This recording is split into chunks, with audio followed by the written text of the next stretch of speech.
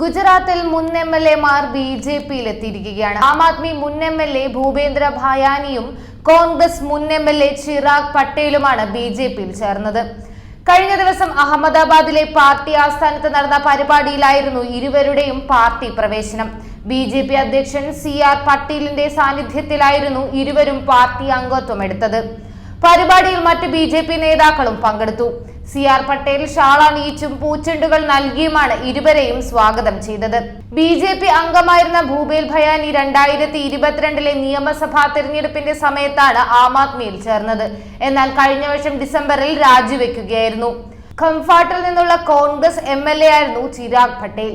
നേതൃത്വവുമായുള്ള ഭിന്നതകളെ തുടർന്ന് കഴിഞ്ഞ വർഷം നവംബറിലായിരുന്നു അദ്ദേഹത്തിന്റെ രാജി.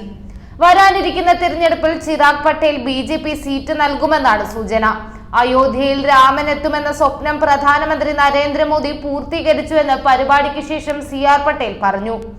രാഷ്ട്രം മുഴുവൻ അത് കണ്ടു. നരേന്ദ്രമോദി തുടർച്ചയായി 3ാം തവണയും പ്രധാനമന്ത്രിയാകും. വരുന്ന തെരഞ്ഞെടുപ്പിൽ 26 ലോക്സഭാ സീറ്റുകളിലും പാർട്ടി വിജയിക്കുമെന്നും അദ്ദേഹം കൂട്ടിച്ചേർത്തു.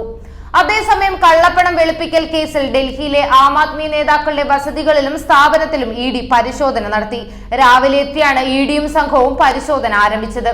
ഡൽഹി മുഖ്യമന്ത്രി അരവിന്ദ് കെജ്രിവാളിന്റെ പേഴ്സണൽ സെക്രട്ടറി ബിഭവ് കുമാർ ഉൾപ്പെടെയുള്ളവരുടെ വസതികളിലാണ് പരിശോധന നടത്തിയത്. ഡൽഹിയിലെ 12 ഇടങ്ങളിലാണ് പരിശോധന.